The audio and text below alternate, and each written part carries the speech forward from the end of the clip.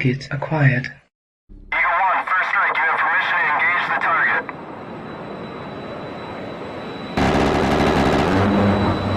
Warning: the following video contains explicit language which may be offensive to some viewers or inappropriate for children. The content within this video is intended for mature audiences only. Welcome, ladies and gentlemen. How are you today? Hopefully you're doing well and that everything is okay. I know a lot of people are probably still over at Glenn's. I was just over there causing problems, just kind of what I do sometimes. But yeah, it'll be good. It's going to be a good time. Today we're going to talk about mostly some financial stuff, buying businesses. And of course, obviously, we've got the airplane crash out in DC to talk about, all of the things there that go into that. Hello, Aryakar Oak. Good to see you in the chat. It's a lonely chat today. Daytime shows can be kind of interesting, and I believe Glenn is still going. So a lot of people over there watching his show. Not really sure how many people in the chat have watched, which there, again, there aren't that many today. I'm not really sure how many have decided to watch or have been watching what's been going on in the various forms of crypto, especially Bitcoin, XRP, some of the more standard ones. Bitcoin took a massive nosedive and it's starting to come back up, but I don't know. It could be tough going forward for the good old Bitcoin going forward. A lot of stuff going on. We're going to talk about, I am going to start talking about financial stuff here in a few minutes, mostly based around, obviously I'm doing this, a couple of deals right now to buy businesses and to, and I'm going to talk about how I'm structuring that. Probably Tuesday, I'm going to have some actual real numbers to go over when I do, or pardon me, Monday morning. Yeah, Tuesday. No, it's Monday's show. Monday morning show. We'll do the, we'll go through some of the financials and how I looked at the businesses, how I made the decision on, which ones to investigate, what we're looking like going forward. And of course, I've got a ton of phone calls to make regarding all of this. So hopefully we'll get some more people coming in here shortly. But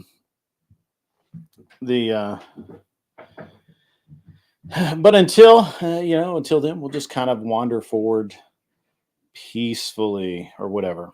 So I did start trouble over at Glenn's. Actually, originally I was just kind of like, I just don't understand some of the issues that the people have, and it's fine. It's totally cool. Let's see what else. What else can we talk about while I'm kind of waiting for that?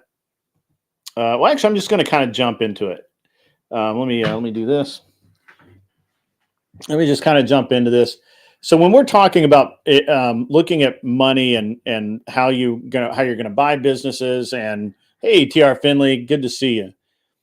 When we're talking about how to manage your finances and how to move forward in life, maybe buy a business, maybe not, maybe you do something different. Maybe you're not going to buy a business, but you need to understand how to move forward in one, or understand. Maybe it helps you to understand what your bosses or whoever owns the company is going through, so that you can better understand why they're doing what they're doing. These are all important questions. And it really matters a lot when it comes to, when it comes to, kind of finding your way through life and ending up in a place where you can do great things. Aryakar Oak. Okay, that's cool, man. I'm glad you're planning on starting a business soon. I think that's a growth industry. I think that's oftentimes it's better to buy a business than start a business. And we're going to since I'm in the middle of doing those things, we're going to talk about what that really looks like. Now, I'm going to set this up in saying that while it is entirely possible that you could have a business where you go out and you have you go out and you step out of college and you write a banger business plan and you go to the bank and they love it and you have all your numbers together and everything's awesome and you just rock right into a great business. That certainly that's possible, guys. It really is. But more than likely you're going to have to put a few years of work in, right? And you need to get your seed money, or you need to invest in something that's going to be worth enough later so that you can do this. So in general, the way that I look at the way that I would tell young people to look at this is look at this as like every time you start thinking about what am I going to buy? Well, first of all, you need to buy assets that are going to be worth more down the road. And you need to and basically you're banking your money in an asset that serves a need that you have today. A lot of time that's a house. Sometimes that is for like an over-the-road trucker, that might be a truck that becomes an asset that earns them money every day. For other people it may look like other things. And I can't, or it shouldn't be overstated, the idea that saving is tough. It's very tough to save enough to get ahead. It's very, very tough to do that. You can, and I legitimately think that most people need to invest money into a savings fund or something similar to that. They need to have that, but it can be really tough to actually get ahead doing that. You're better off, taking a portion of your earnings and putting it in an index fund, putting it in some kind of, money market account or whatever, a financial vehicle. Put some money in a financial vehicle, take that, make it work. And then understand what it takes to actually buy a business. Now, on Tuesday, Monday. I keep saying Tuesday for some reason.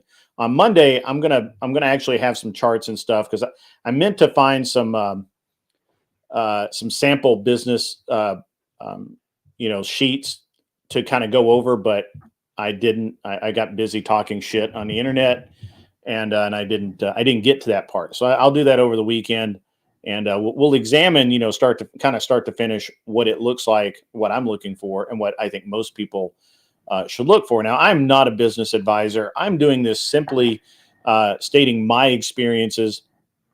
And I highly recommend that most people have a business advisor. It's very important, my opinion. It's my opinion. It's very important to have a strategy, a plan that you can that you can physically execute. Daniel's on. Yeah. Hey, good to see you, buddy. Yeah, it's a banger sweater. My wife got it for me. It's from Ireland. It's very comfy on a day like today. It's rainy and a little chilly outside. Not too bad, but the sweater's super nice on a day like today. And I felt very casual today. So, I felt very, very casual, fancy. Yeah, my wife treats me well. What can I say? So let's look. I'm going to give you some numbers, and we're going to talk about this from my point of view when we're or just from a reasonable person's point of view. If you were going to go buy if you said, I want to be in business for myself, I need to make money, and this is what I want to do. I have a couple of rules that I follow for me. Not everybody, obviously everybody's different and everybody has a different risk tolerance. Everybody has a different way of looking at things. Hey, what's up, Clover Tack? Yeah. Score is that's a legit thing. And there's a couple others too. Welcome Clover Tack, by the way. So your local, like we actually have a local business assistance office that's their job, is to help people like you and me buy business. Yeah, scared money don't make no money. That's true, Daniel Zahn. That's true. So when we're looking at, if we're going to go out and buy a business, right? Like let's just say, and I'm going to take kind of a semi-live deal. So if I'm going to go out and buy like this is a deal I passed on, but only because it's too small.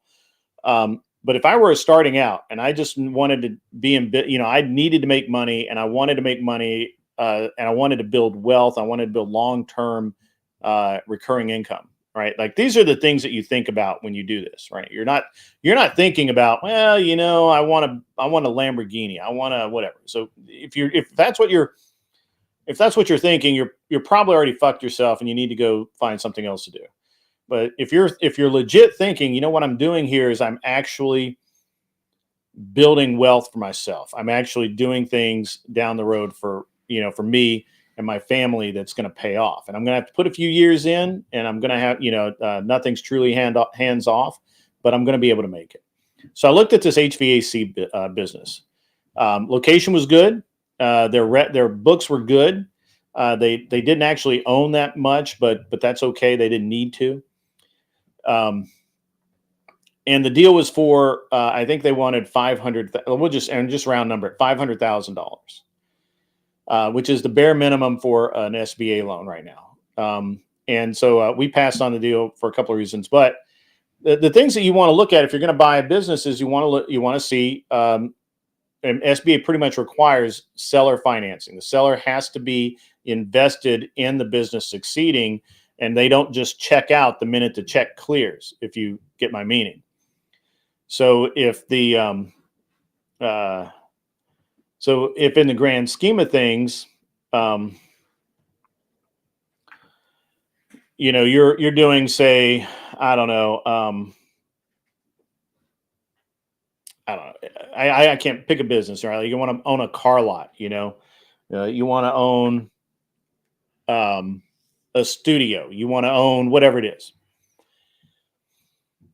Then you go find it.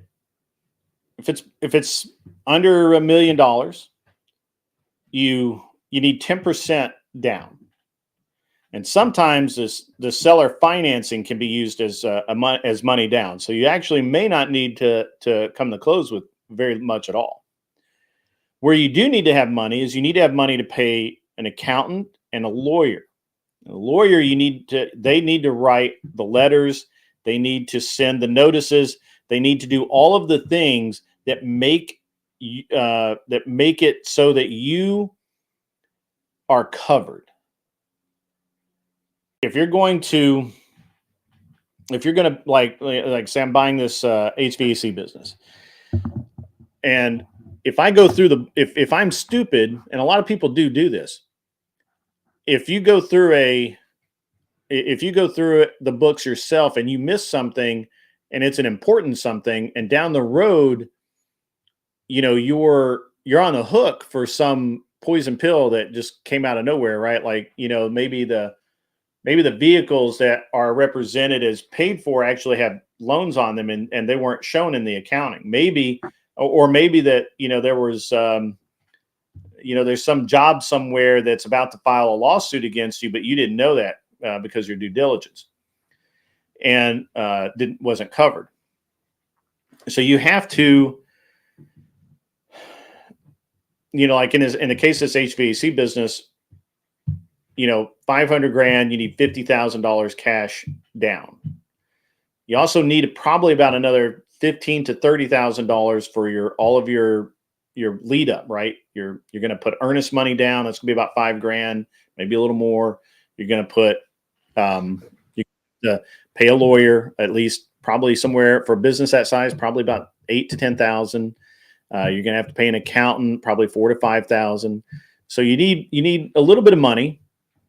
But for that business, the idea is that you buy that business that is is they're selling for 500 grand, but they're making 100 grand a year in cash flow.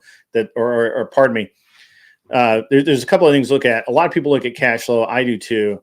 But SDE, sellers discretionary earnings, is something that's probably a little more effective to look at, because that means that money, that's after everything's paid, that's the money that the seller has access to just spend however they want. So if your SDE, on a $500,000 business is $100,000, you spent 50 grand or 60 grand or 70 grand, whatever it is, by the time you're done, and you're making 100K a year right out of the gate. Now you do have to pay money on that loan, and that, that's going to cost you for sure. But it's you're going to pay that loan off, and in 10 years, assuming that you do that,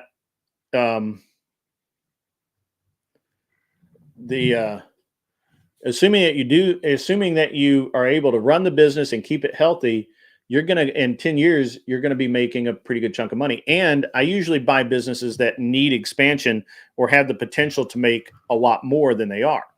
The current business I'm looking at right now is a concrete floor. Hey, good morning, Wrongful Rage. The current business I'm looking at right now is, I'm looking at three. One is a epoxy floor coating business. Epoxy, Daniel's on epoxy. So they're, so garage, garage floor and all that. And it's a very good business. It's low overhead. Yeah, you're welcome, Daniel's on.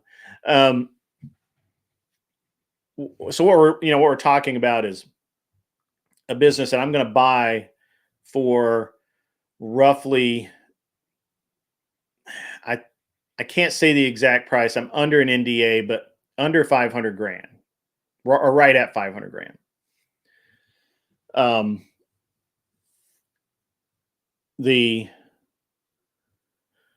We're going to borrow. All right. The other thing is that you have to, we'll get into that. All right. So we're going to buy it for 500 grand.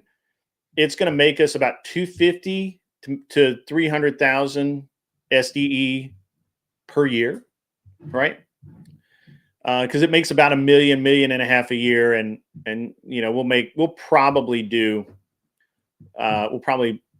it's probably going to work out to be right about $250,000, $300,000 a year in SDE. Now, obviously, I've still got to pay on the loan, but it's a very small loan. We'll get to that in a minute. What do you want to do? Right, we'll get to the management part here in a minute, Wonder Dog. We're talking about just the acquisition right now, and then I'm going to roll into the rest of it. And I actually have to jump off at 2:00 today, so that's unfortunately I've got a bunch of stuff to do today. So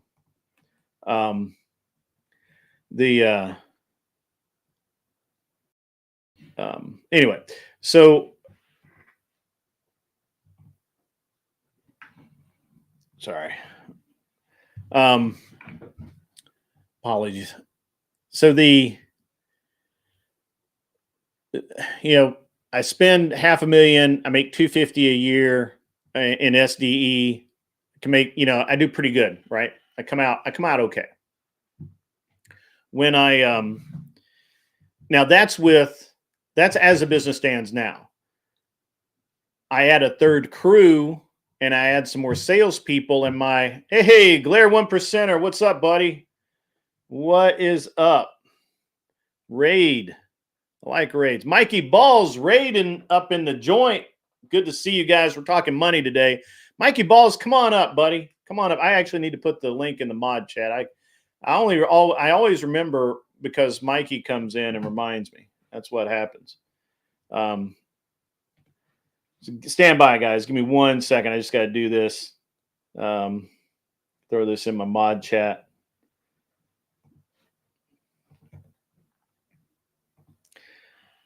Also, if anyone wants to come up, we can. If anybody else wants to come up, I can pull people up. That's no problem. So, Yeah. All right. So here's the thing. You love money talk? Yeah. All right, we're going to talk about money. We're going to talk about money in a very honest way. So these numbers sound like a lot, right? But they're really not. And it's really possible for most people. Um, most people can actually make pretty decent money. Um, sorry, guys. It's never mind. Sorry, I have a bunch because of all of this stuff going on. I'm getting email after email after email. All right. We got wrongful rage coming in. A small grift. Hope everyone has a blessed day. Yeah, absolutely. Thank you, sir. I actually was kind of talking shit this morning, so I need to kind of calm down a little bit. I was over harassing poor Glenn Lawrence. Yeah. All right. So back to it, guys. All right. Just for the people coming in, let's say you want to buy a business. I'm going to help you. I'm going to help you understand how you might buy a business.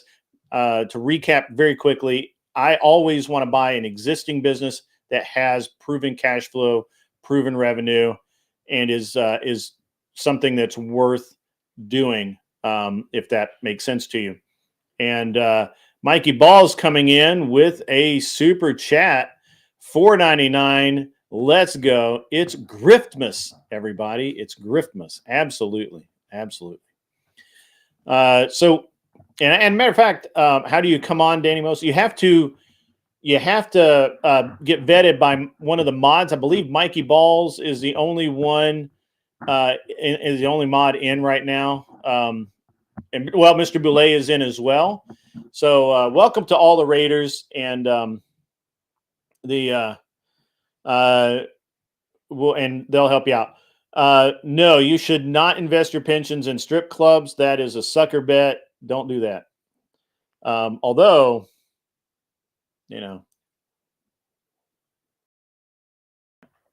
there's a couple of ways to do that I've never been able to do. That where it does make sense. All right, so back to reality. So when we're talking about money, and we're talking about wanting to make more and all of that, yeah, no hookers and blow, guys. No hookers and blow. You need to have a decent amount to invest. Now, how much you have to invest kind of determines how much you're going to be able to buy. Is if you go out and buy a business. I always recommend looking at businesses right around $1 million, 800,000 to $1 million, $1.5 million, something like that. That's a good zone. You're going to have good cash flow. You're going to be able to service your debt, and you're going to be able to. I think you're going to be in good shape. If for whatever reason you're, uncomfortable with that, there's other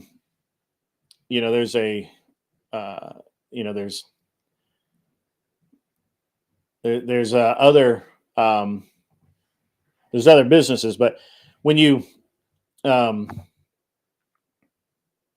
looking at a business or when you're thinking about, hey, I want to buy a business, one of the things you need to think about is if you can get a business that's eligible for an SBA loan. SBA loans are very, very good vehicles because you need 10% down. Sometimes seller financing, if the seller gives you 10% financing, that can be counted towards the 10% down. Definitely, they require 10% seller, at least 10% seller financing. Sometimes you'll do more, like 15 or 20%, depending on what the deal is. And what you're really trying to do is you're trying to balance out how much you need to live on versus how much and service the debt versus how much cash flow you have. So I'm going to give you give you facts from the actual deal that I'm working right now. We're buying a business, and we're going to it's going to cost us total is I don't know, the total of the actual business we should get for about 450-ish. The all the legal stuff, that's going to add another probably 20 grand to it. So say we're in it at 470. We're going to have to put 10% down. That's 40. That's well, let's just call it 50 grand down. We're probably going to do more than that. Probably going to do 100. When we do the seller will finance, I think they're going to finance 10%. So that's about another, or I think we've got them up to 65%. Probably going to be closer to, I think they're going to probably end up financing about another 75K, which leaves us, I think that the actual amount that we would be asking the SBA for is right around $250,000 to $270,000. That's oddly not a lot of money. However, we're going to ask the bank for about 500 or 550. And here's why. The reason we're going to do that is because, first of all, there's a 500 is that threshold where SBA really likes to work at. Second, we get to use that money as working capital. One of the reasons that most businesses fail out of the gate is lack of working capital. This is why you hear people say, well, I couldn't pay my employees, or they're robbing Peter to pay Paul. They're stealing money from this job and deposits to get this job done. And this is why contractors and all of these people go broke and go out of business and get horrible reputations. It's not because they were bad people. It's because up front, they didn't front load in success. This is what I'm trying to tell you guys. You have to front load in the success. If you don't, you're going to fail. You're just going to, or you're going to struggle for so long. You'll wish you had failed, and you'll lose a taste for the business. So when you have, that's right. Even if you have cash flow first day glare 1%, you need working capital. You never know when a truck's going to break down. You don't know when you're going to have to fire an entire crew. You have to be very, very aware that if you don't have the working capital, if you don't have that emergency fund in place, it makes life very hard on you, and you can tank your business before you even get started. So here's where we kind of go with this, or what we're doing, right?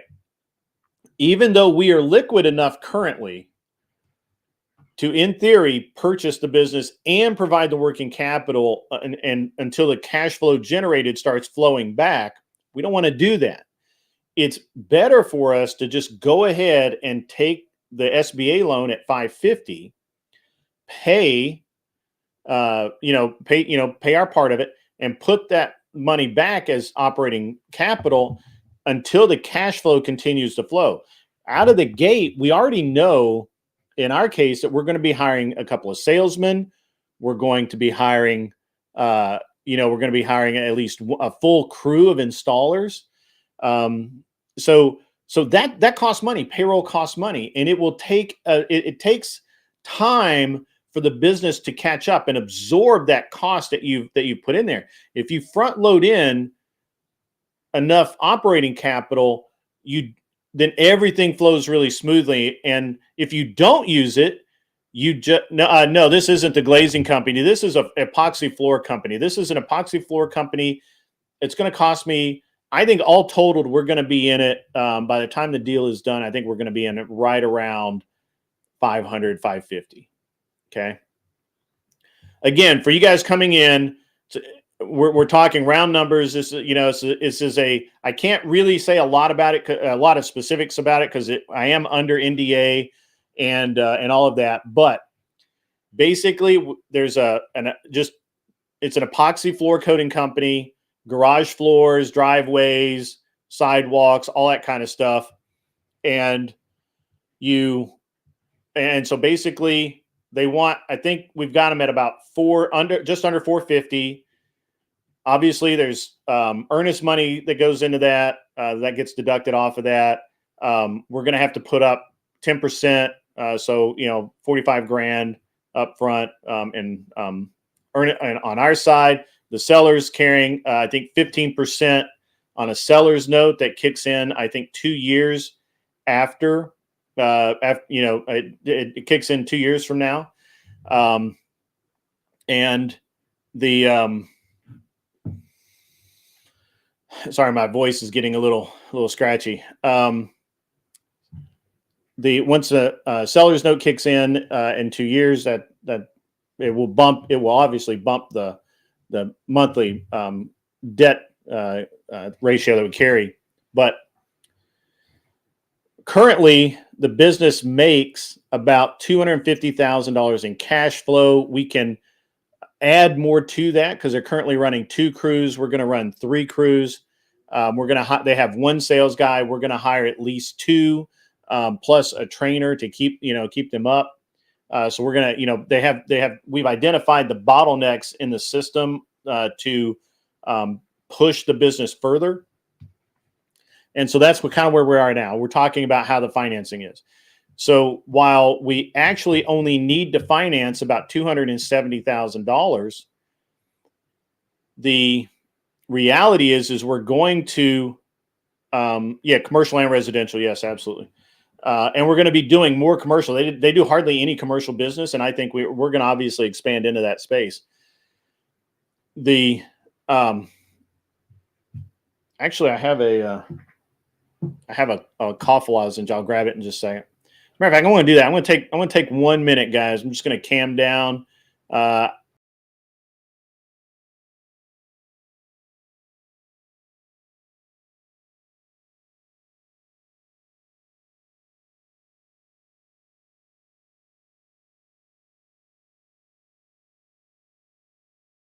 right, sorry about that. My put everything over there the other day. That's good. All right, so hey, what's up, Chris Lestrange? So if we finance 270, first of all, we'd have to either pay it all in cash, which the seller wants us to pay cash. That's a lot of fucking money. And otherwise, and to do that, we would more than likely go out and get a conventional loan. The problem with the conventional loan is that it requires a personal guarantee. Anytime that you can use an SBA loan, listen to me now, anytime you can use an SBA loan, you need to do it. You have to do it. SBA loans are backed by the government. If your business fails, the government takes care. The bank goes to the government to make that right. While you're not off the hook, you're still going to be liable for some of it. They're not going to attach your house to the note. So if you're personally responsible and you default on that loan, some people's lives are basically over because they lose their house, they lose their car, they lose everything. Okay? Don't do that. Do an SBA. To do an SBA, we have to do it. The threshold is about $500,000. We do 500. If we do 500 or 550, probably going to do 550. When we do that, we now have, and we're going to do that because the bank expects us to ask for operating capital. Now let's talk about when you start talking to a bank. The bank expects to see certain things, and if they see other things, those are red flags. You want to send them all the things that they expect to see, and minimize the red flags. There are going to be some. I have never met anybody that didn't have at least 1 or 2 red flags in their financial profile.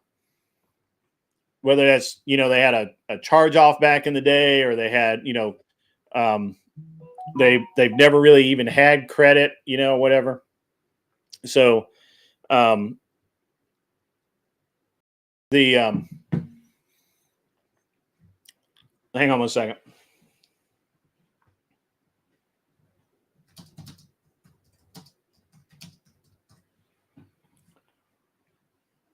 No foam.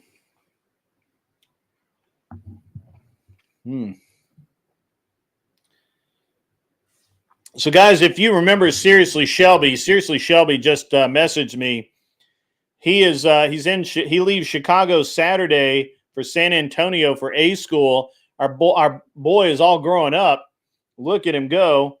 Hopefully he'll pop into the chat. Let me send him all the links because if anybody deserves to be here, that guy. Mikey Balls, we told you that it was like having a terrorist in your house. You didn't believe me. All right, so back to money. You want to do an SBA loan. You need to make sure that you always have enough operating capital on a large business. If you're buying a business that's like, I don't know, $1 million, $1.5 million, something like that, they should bill. So you'll have what's called a float.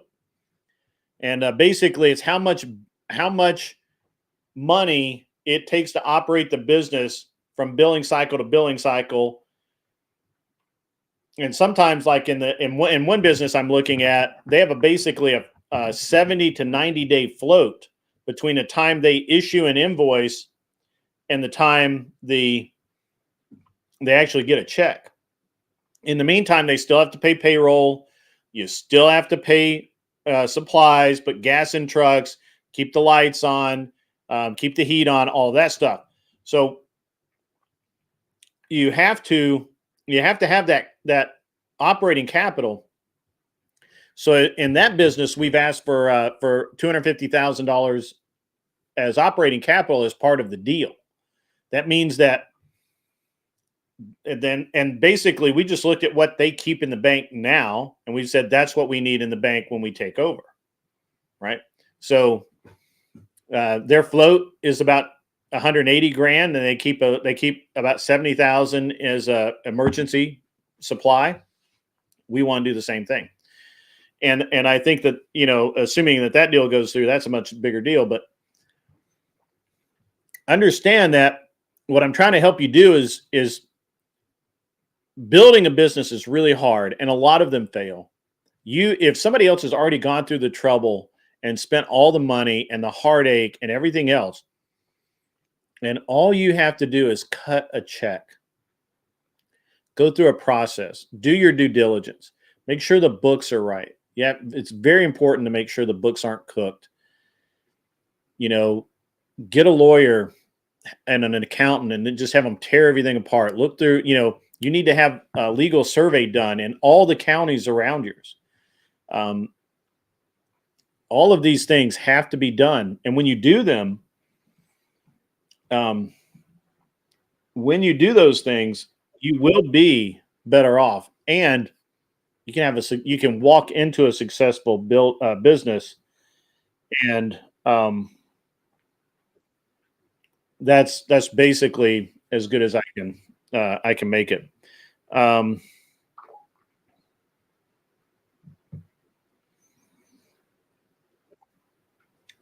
Yeah, nobody's coming up. This is odd. Mikey Balls, come on up, buddy. Or Clover Tack, any of you guys. Chris Lestrange. Let's talk money. I love money. I love making money. I like spending it to some degree. Mostly I like making it.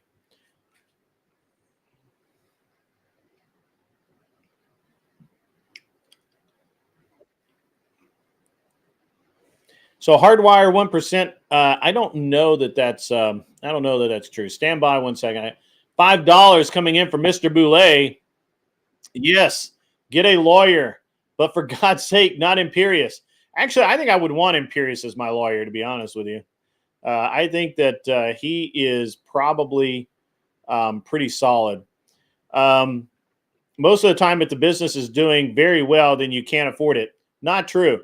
So, for example, you can today buy a very successful HVAC company for I think it's I think they're asking 1.5 ish, a little overpriced, not much. And all the trucks, full staff. They have, I think, 16 employees, maybe 18 employees. They want 2 million. Their SDE is about 480 grand. So that business is a great business. It works out, and I don't agree with what you're saying there.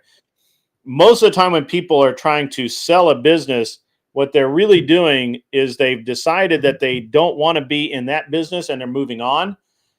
For example, the reason I'm buying the coating company is because the partners are having an issue with each other. One partner has checked out and doesn't, basically doesn't want to have anything to do with the business anymore. He has other businesses and he's way more concerned with what he's got going on. The other partner doesn't want to sell, but he doesn't have any choice. So we're gonna pick up a really good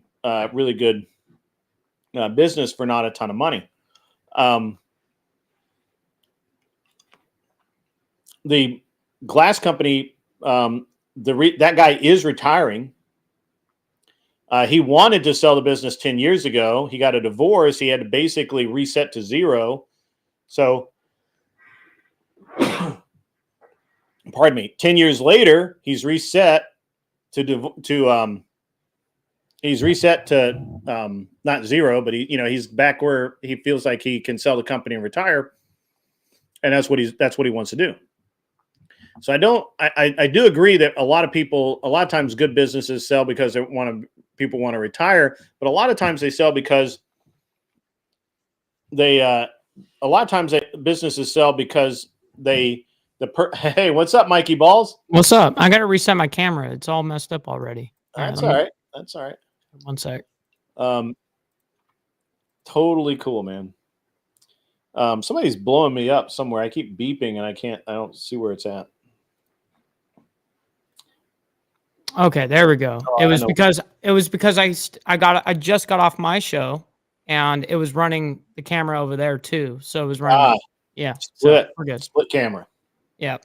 So I do have a question for you. I'm about to go to lunch, but I do want to ask and propose a question. So let's just say hypothetically, you had $150,000 liquid that you just sitting there. You can do anything you want with it.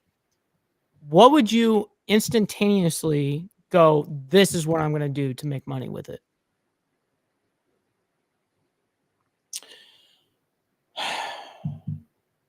All right. Give me 1 second. First, let me answer Anson. Glenn didn't wreck me. I wrecked Glenn. Glenn was coping hardcore. Oh, shit. I missed something then. Yeah, you missed something. And it was not that bad. I kind of trolled Glenn a little bit towards the end. Because that's cool. I don't know. He kind of gets stuck in this loop, which is fine. Yeah. It's totally cool. I don't care. Yeah. Me neither. Yeah, exactly. Where was I? Ask me the question again, so I don't. So if you had $150,000 cash liquid, what would you instantaneously go? You know what? This is what I'm going to do with that money. Would you go out there? I had 150 grand burning a hole in my pocket today. Yeah, just burning a hole in your pocket today. You could do anything. I would put it in.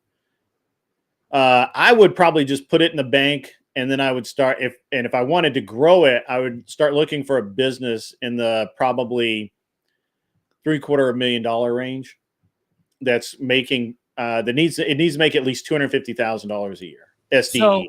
So in that case, would you need to have an SBA loan to go with it? Yeah, yeah. What you would do, let me show you how you would do this. It's important. So what you would do is you've got 150 grand in the bank. You go to you look you get on Biz Buy Sell or any of the Biz Broker or whatever, SMB, any of these places that sell businesses, right? And you say, hey, I'm looking to buy a business, and at this point you've got 150 grand sitting in your bank.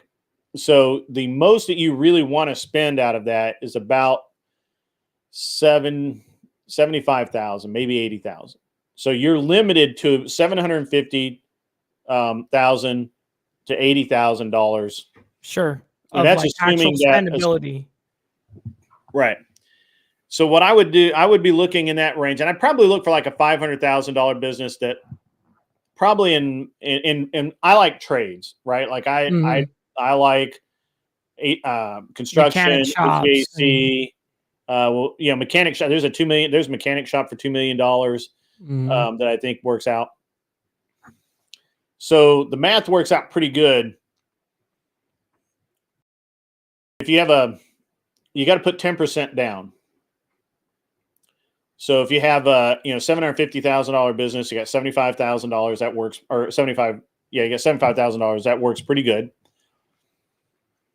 You're going to do seller financing, right? Of say 10%. So they're going to put in $75,000. So now your loan that you're going to get is, so if it's $750,000, the loan you're going to get now is $600,000. You're going to get that at about 6% interest. Okay. For 10 years. What kind of credit line do you need to have credit, history to be able to do? Just normal. Just normal. Just normal. They do, So buying a business is in a lot of ways easier than buying a house, but also at the same time somewhat harder in that it's somewhat harder in that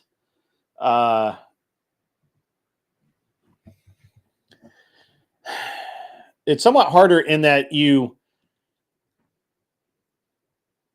need to be able to tell a really good story. Yeah. And a money-making story at that. Right. Let me read this. $5 from Wrongful Rage. Mike the cat wants into whatever is in the box at the end of the bed. Feed that heathen. Man, she gets fed 3 times a day. I don't want to hear it. I don't want to hear it. The cat's not hungry. It's curious. Very curious. So welcome, Chris Lestrange. I'm not ignoring him, just in mid-thought here. So just stay. That's all good. What's up, fellas? Yeah, stay with us. So you need to be able to say, like in my case, I have a really good story to tell. I have run businesses before. I've owned businesses. I have I have a background of coming through, and so really the story you tell, the narrative that you bring to the table, and a documentation of what you can prove that you've done is almost more important than your credit score. Right. The resume itself, what you can do, right. And what you have done. Right. And you're going to meet with, and so you're going to basically have to, and they may have questions, right? So you may, sure. Let's say you have like a 710 credit score, right? That's pretty good. You sent, you got, and so they come back and they say, hey, what's this massive hole in your employment history? And you can say, well, I had a motorcycle wreck and my leg was cut off and I had to recover from that before I could go back to work. And they go, oh, okay. Well, after that, we see that you did X, X, and Y. And you're like, yeah, I did all of that. And I've worked hard all my whole life. And I really understand this business, or I've studied this business. And not only have I studied it, and I understand a lot of people do that and they fail, but I'm keeping the management on. We have this is our plan. Because unlike a car loan, which is strictly an asset loan and the bank never sees you again, when you're getting a business loan, that business is usually right. So the other way, so a business is not typically evaluated on assets. It's off of an idea, off of a projection? No, off of earnings, right? Earnings. So, so let's say you have a business that, like, all right, so this business that I'm the concrete company, right? Its assets are 3 trucks, 3 trailers, a car, and some equipment, which is probably about if best, $200,000 worth of stuff. Sure. What makes it worth $500,000? It's the amount of money that it's raking in currently. And basically they make about $250,000 to $280,000 a year. And so you take your EBITDA and you multiply that. Now in this business, we're only doing a factor of 2. Usually it's 3 or 4. So like for the glazing company, we're taking their $450,000 EBITDA and we're doing a factor of 3, 1.7 million. Okay. See how that works out? Mm-hmm. Yeah, no, definitely. And so that's a better, and honestly, the bank cares more about that. Yes. Than almost anything else. So if you went today and I don't know what business you want to buy, but let's say that you have a, I don't know. Let's just say a lawn mowing company and mulching company or whatever. Yeah. Okay. Let's say you're going to buy. So let's say you're going to buy a landscape company. Sure. Landscape company has contracts in 3 counties. They run 10 trucks. Mm-hmm. They have 10 crews. They have an office lady. They have 10 years of in their area, right? Mm-hmm. It's a well-established company. They have repeat business. They have a marketing campaign. They spend $60,000 a year in marketing. They're making $1 million a year, making $2 million a year with about a $350,000 EBITDA.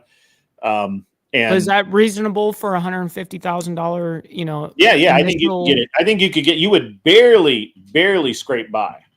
Right. That's essentially the question, though, is like if you had that kind of just money that, let's say that is your bankroll. Yeah, you know what I mean? You would really have to talk to your SBA banker, and because if that's all you had, there's no cushion there.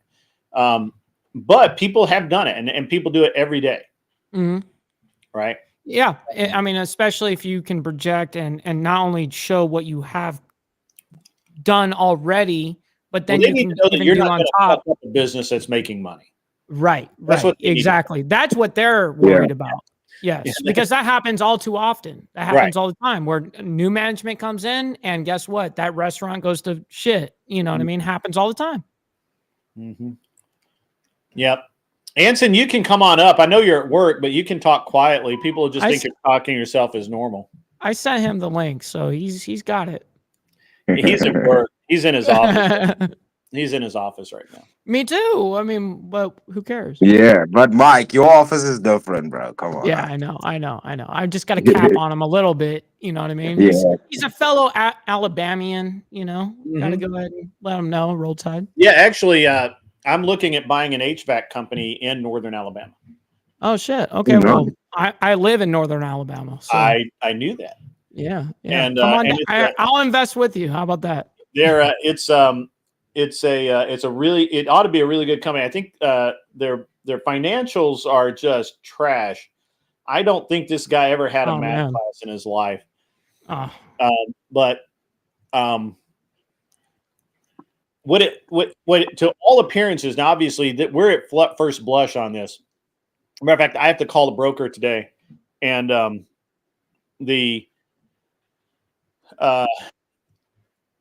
what I get out of this whole deal is this guy bought this company, or pardon me, built this company. He went out into business for himself. He got pretty successful. Now he wants to go back to being an employee because he just can't handle it. He just can't handle the hours, the number of hours in a day. It seems like he's something of a control freak. He doesn't want to. So he went over his head on this, went too. Yeah, he's in too deep. Yeah. He's in too deep. Too deep. And so he's basically like literally the broker said that the owner would be very open to just staying on as an employee. Right. They want 8 something for the company. And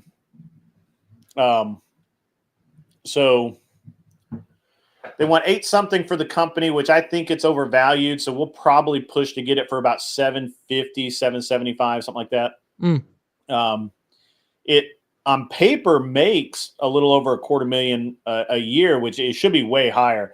But like all of their profit, they're paying way too much. They're paying way too much for their parts. Like most businesses, your materials, parts, whatever, your material cost needs to be under 20% of the what?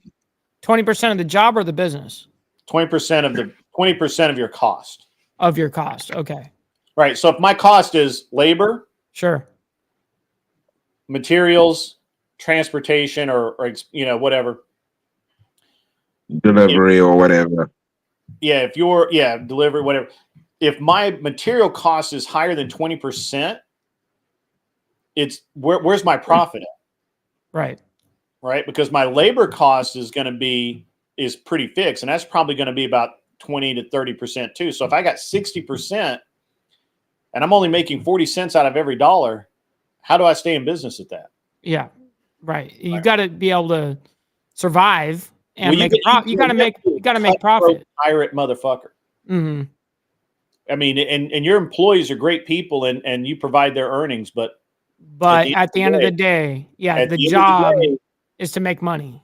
Your job is to make money, and if you are not willing to be a cutthroat pirate son of a bitch, oh yeah, and all the things that people talk about corporate guys being, if you can't take being called that or people saying that about you, you're pretty fucked. Well, I dealt with hiring and firing for over 10 years, so you know what I mean. I'm good with that. It goes beyond that though, because sure, but you know that you can actually do that if those are your people that are relying on you emotionally. Like there's like a whole bunch of psychological that goes with that.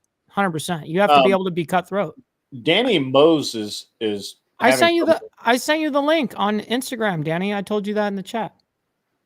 Motherfucker, read. So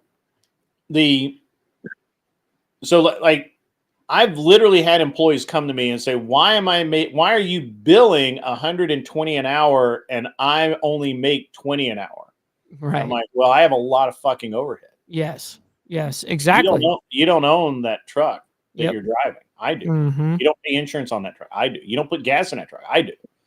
All right. Yeah, see, I fucked up, Grid. My material costs were really high in my business, but it was always like 50% materials, 50% labor, and all the other costs. And now I'm rethinking my life. Yeah, you can't grow like that. All you're doing at that point is just a slow death. Yeah.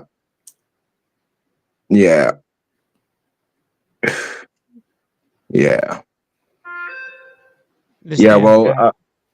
But the problem is, it became an issue of what clients were willing to pay. So that was the compromise, but it definitely did not benefit me. Yeah. And it's so we're trying to figure out why this company's cost is so high. If it's an accounting error, then they're listing the retail price where they should be listing the wholesale price, or if they're really at the high level of material costs that they are, we can make this business like super profitable in like one afternoon. Like we just go find the people who will provide the materials at the cost that we need them at, and that makes it easy, right? Like that's easy. But again, it depends what your business is doing, though. So with certain things, stuff. So no HVAC company I've looked at has had a material cost as high as this guy.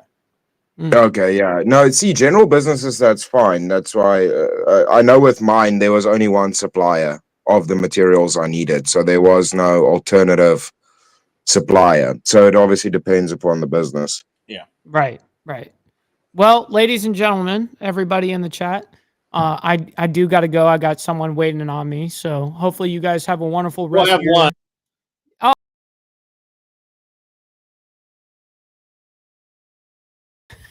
Wow, everybody!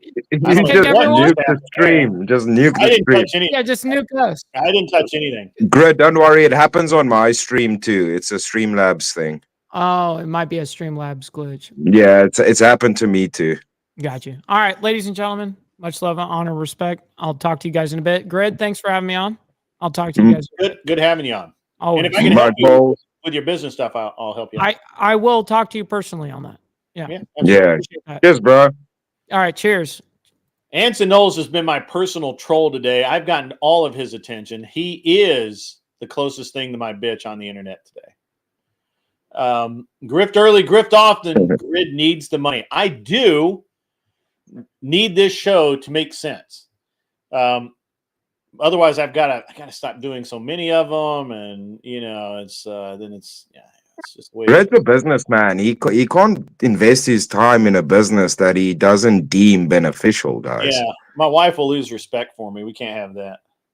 So So please send donors to help Grid maintain his alpha status, so that's his right. wife can respect him. And That's right. Yeah, please, please, please protect me from my poor wife.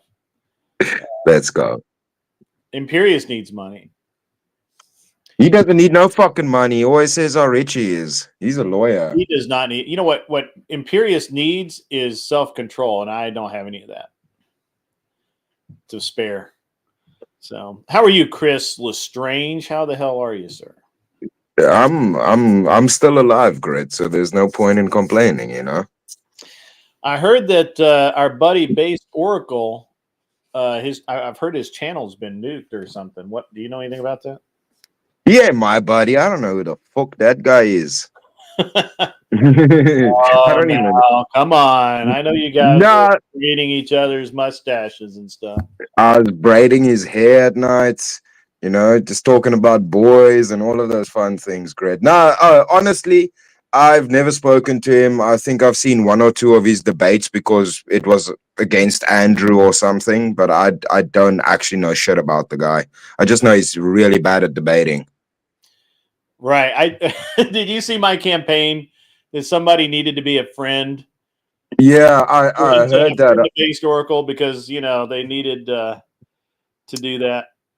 Yeah, that was on Speakeasy's live. I think you guys were chatting about it, or on General Specifics live. Specific, yeah, I was on there last night. I was out slumming it. Yeah, think I'm still watching it. I was watching that earlier, but I was asleep for once at that time. Anson used to sell it on the open market. Apparently, $6.50 an hour was Anson's going rate per hour. So, what are we selling? That sounds awesome. Anson said he was selling himself. So he says I was selling it in the open market. So I'm assuming Peen. I'm assuming he was selling Peen. So ask Chris why he allows Squeakeasy, a literal man who abandoned his kid on his show, but he's scared of me. All these fucks are pussies if you can't prove me wrong, but get your feels hurt. Fuck you. Oh, that's yeah. Nice. That's nice. That's nice. That's so nice. so I'll address this. So, firstly, I mean, abandonment is such a loaded word. I mean, I could go overseas for business, and you could say I'm abandoning my kids. Firstly, so fucking get your definition straight. Secondly, don't talk about people's fucking families on the internet. You should know that having a brain and being a fucking lawyer. If you're a lawyer, assume a level of intelligence. Secondly, I've told you in the Discord, you almost got kicked, Imperius, that if you don't behave and act like a rational fucking human, you don't come on panels. And then I told you your panel permissions have been fucking revoked because it's my fucking house when you come to my channel. So if I don't want you on, you don't come on, bro. You respect it. And then I told you make right and treat people fairly. You can come on panel. I have no issue with that. And then thirdly, you don't respect people's fucking channels. You break TOS. I'm trying to build a channel that I actually take seriously. You don't give a fuck. So I don't give a fuck about having you on my panel. Very simple, bro. It's not rocket science, dog. Okay. So that was a concise response. That was good. That was good. So I have Imperius up occasionally, but I can, I get around the internet. I'm not saying that I get around. I mean, I'm just, I'm here and there, and I'm a little bit of everywhere. And I actually, when I can tell Imperius is having a spicy week, I just don't let him on. Yeah, but the thing is, Grid, I don't appreciate people that talk about people's families and kids. It's that's I have the same position as Speak. I agree. I don't. I don't either. But yeah, but that's got nothing to do with the internet and YouTube. Out of everybody today, Imperius has never said anything remotely controversial or rude. Anson Knowles, my friend, was trolling the shit out of us today. Yeah. Death Cat, no. But he's in his office, so, you know, it's probably the most fun he's going to have until he gets to the office. He's entertaining himself today. Entertaining himself in his office. He's over there giggling and wondering, and all of his coworkers are like, why is Anson in his office giggling like a schoolgirl? And they just don't know. Well, he's sitting in his office giggling like 14-year-olds in a cornfield looking at each other's titty. Like 14-year-olds with a lighter and or matches and some gasoline is what it is. Yeah. So what do you? How are you doing, Chris? What's new and what's new and exciting? Great. No, I'm trying to grow the channel up and get monetized, and just been busy with a lot of shit on my end. Seems like we might have some shit in old Africa at the moment, because there's massive, like 500,000 people displaced in the Congo right now. Kind of a bit of war breaking out between Congo and Rwanda. And then some of our soldiers were killed, and now Rwanda is like threatening South Africa, and there's a lot of shit going on right on our border. So not that great, Gred, but yeah. Not that great, no. All right. No, and you'd love this. You know what our country just signed into law? Carry a firearm at all times. Huh? You must carry a firearm at all times. No, they actually, it's a very non-based thing that has been contested by all of us for a long time, but apparently it's passed now, which is the Land Expropriation Without Compensation Act, which states that the government can take any land without compensation if they deem it necessary to the It's eminent domain. Yeah. Oh, that sucks, dude. That just So they're gonna start taking farmland and taking swaths of land, and their reason is benefit of the public or benefit of the government. The reasoning they have to give for that is incredibly vague. Just means that they can take people's farms and stuff away. And the last time we saw that experiment happen in Africa was the Rhodesia, Zimbabwe issue, where that is now a shithole of a country because they chased away all of the farmers. And I can promise you it's going to be specifically the pale people getting targeted by this. Yeah, so it seems like about probably like in 2014, 2015, you guys had some unpleasantness over there where you had a black leader that was going around basically he approved of blacks killing white landowners and just taking their shit. Oh no, it's not even that, Grid. What happened was that's our third biggest political party. That's a part of our government. And they were in parliament singing a song which equates to kill the white farmer in government. Yeah. And because we have freedom of speech in our country, it was perfectly allowed. Yeah. That's pretty fucked up. I ain't gonna lie. Yeah, no, it's fun times over here, Gred. I live in the fucking wild west over here. But no point in complaining about that. You have a 6-shooter on your hip. You better have more than that. Yeah, well, I don't think it's going to work out well for anybody trying to take people's lands. But yeah, it's going to be a whole shit show with regard to that. The farmers here don't take kindly, Grid. They're like farmers everywhere else in the world. They don't take kindly to bullshit. Yeah. Did that Danny Mose guy or whatever did he not get his link or whatever? So anyway.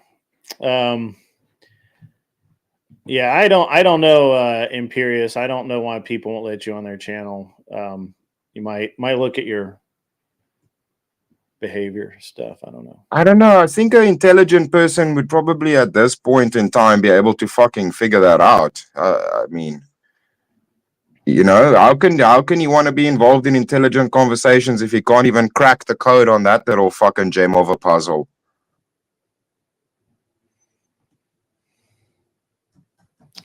Yep. So are you what other than streaming, what business are you doing now? Yeah, so I have a company that sells products, and then I do the video editing on the side as well. And then obviously I have my workshop that reproduces art. So technically I have four if I count in streaming. But yeah, three, I guess, three normal businesses. Okay. Yeah, so yeah, just busy with all of that, doing orders. But with my company that sells products, I am the entire company. So yeah, I have to handle all of that shit from orders to manufacturing to everything. I actually, in all my businesses, I'm pretty much the only employee. The one just has investors involved, to be honest, Okay. and some people that help me with a little bit of admin stuff, but that's it. Yeah. Can you read this from Imperious? You don't have to read it out loud, and can you just, if you want to, you can respond to it. Oh, okay. So firstly, I'm not a weirdo that looks into people's personal lives. That seems very fucking strange and very much like a creeper mentality. Another reason why you're on timeout from people's shows. That's very weird. If at all you're looking into people's lives to that extent. And then secondly, yeah, bro, aren't you a Christian? Don't you believe in redemption even if people do bad stuff? Not saying anybody did anything bad, but I would chill with a dude that has gone to jail if he's come out and he's reformed his life. So you're making a shitty argument, bro. What the fuck does somebody's past have to do with the person I engage with today? You're an asshole today. So I mean, that's why I don't engage with you. If you reformed your life, I would fucking chill out with you too, bro. Get a fucking grip on your life, bro. Come on. So it's an interesting thing that you bring up redemption. We're going to be doing I'm going to be doing a series on redemption and why, for a lot of people, it seems to be just about impossible for them to have the grace to redeem people or allow people the courtesy of redemption. Yeah, that's the whole point, right? You know, if you follow any kind of biblical worldview, it's to judge by the fruits, right? So I can only look at a person if I engage with somebody. I can only look at their actions regarding me, things like respect, how they treat other people in their environment. That's all I have to work off of. Yeah. I don't think the Danny fellow is coming up. I don't know what happened to him. He wanted to come up and then but he hasn't been.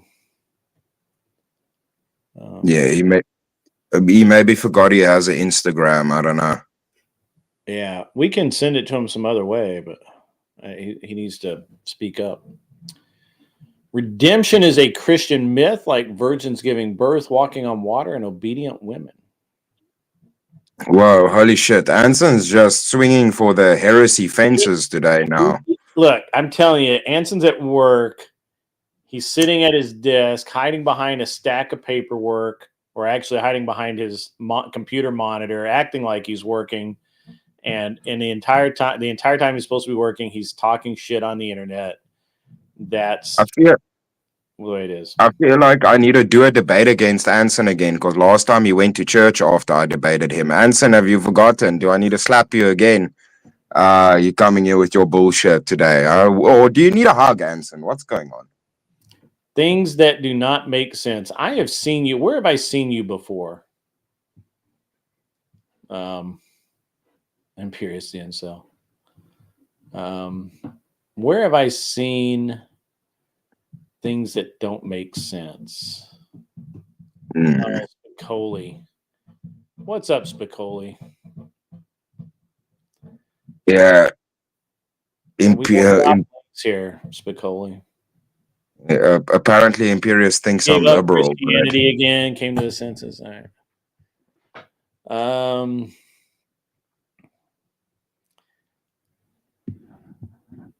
Yeah, I don't know what to do with Anson. I thought we were helping him, and he was getting right with himself. He's literally trolling you, bro. $2 from Imperious. Is it worth to be an asshole or a child abuser? I don't know. I mean, that's kind of both. Kind of damned if you do, damned if you don't, right? Yeah, I don't know. I think he's on some shit right now. I don't know why he's harping on any of it. He's bored today. He's bored. And he seems bored. And do you know what's funny? He's like, oh, he's like crying about me not wanting to let him on my channel, and then says words hurt me, apparently. But he's the one that's bitching and crying because he can't get on people's platforms. And then he keeps harping on this, which is the exact reason why you're not on people's platforms, dum. Get a fucking clue, bro. Yeah. You're literally doing why people don't want you on their panels right now while you're spurging and crying. Come on. Yeah. So, Chris, how's everything else? Have you been on any cool panels lately? I have not really been paying much attention to what you've been doing. I've been very busy myself. And since you're up here, I just thought I'd ask. Yeah, so no, I've been kind of not going on many panels. I've been streaming myself and trying to, like I said, with my channel. So I've been trying to stream like 3 or 4 times a week at minimum. And then just focus on life stuff. Have to kind of look after my family. I don't have the whole biblical red pill family, but I have my mom and gran I need to look after. So it's kind of that's main focus right now. And then getting the businesses and stuff up and running again, because things have been a little bit slow on that end. Clients like messing me around. But I'm excited for the Speakeasy and Andrew Wilson double team debate that's happening tonight. Yeah. I don't know. That one's it's interesting. It's on Modern Day Debate, so we'll see how that goes. I feel like that Andrew's going to be carrying a lot of water, but that's okay. Well, the thing is, we could all just always watch it on the Crucible. I saw that they're going to be having that on, so I'm probably just going to go watch it over there.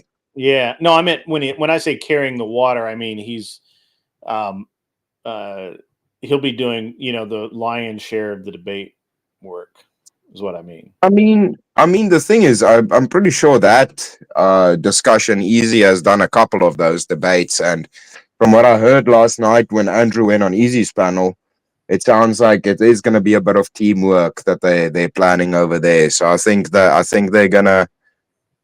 I don't think Andrew's just gonna speed run it. I think they're gonna go for a glorious bit of double team smashing WWF style for our entertainment.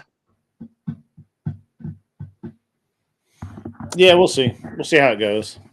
Yeah. But it's going to be interesting to see. Apparently that one dude farts on his dog and thinks that's content. So, I mean, I don't know if they have the highest... The one guy they debating, Grid, has like shorts of him farting on his dog and stuff and thinks that's entertainment. So, I mean... Don't get distracted. That's like... That sounds exactly like something that somebody would do to distract you. Yeah, but I mean, I don't know if it's the highest caliber. So I do think it's going to be entertaining, but I don't know how ready those other two guys are for what's going to happen to them.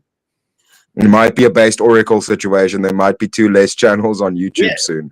That dude apparently, I don't see. I'm trying to decide. I'm trying to figure out whether he nuked his channel or if he actually. If it's actually the converse, if he did something like was on some of his weird moon juice health drink shit and like did something really funky that violated TOS and they took him out. I don't know. Oh shit. That's heavy days. Yeah, I don't know. I don't know about any of that, but Greg, you got a very good team between Anson and Imperious today of just trolls in your chat. I know, and I actually have to. I have to leave. I've got to run in Nashville with my wife for some things, but I think I'm going to send you guys back over to Glenn. Where did I saw something that's funny. He never went to law school. That's funny. It's all funny. Yeah, apparently he has so much money, but why does he only send $2 super chats to you, Gred? I mean, I would at least think a 10 at least. I mean, fuck, can't you even send $10? Yeah, that's true. All right, ladies and gentlemen, as much as it pains me to do so, I have to send you over to Mr. Lawrence, mainly because I got to go. I've got things to do. I've got probably like 10 or 15 minutes, and I'm going to send you guys over to Glenn's. I'm going to go troll Glenn a little. I mean, I'm not going to troll Glenn. I'm going to have fun with Glenn, and then we will be. I will be back. Maybe tonight. I think there might be a debate tonight. I don't know. I'm about to debate it out for this week, but definitely we'll be back tomorrow night, doing the good shit, doing the Lord's work, and having a great time. Hell yeah! In the meantime, you guys be cool, wear glasses if you need them, and get off my fucking lawn.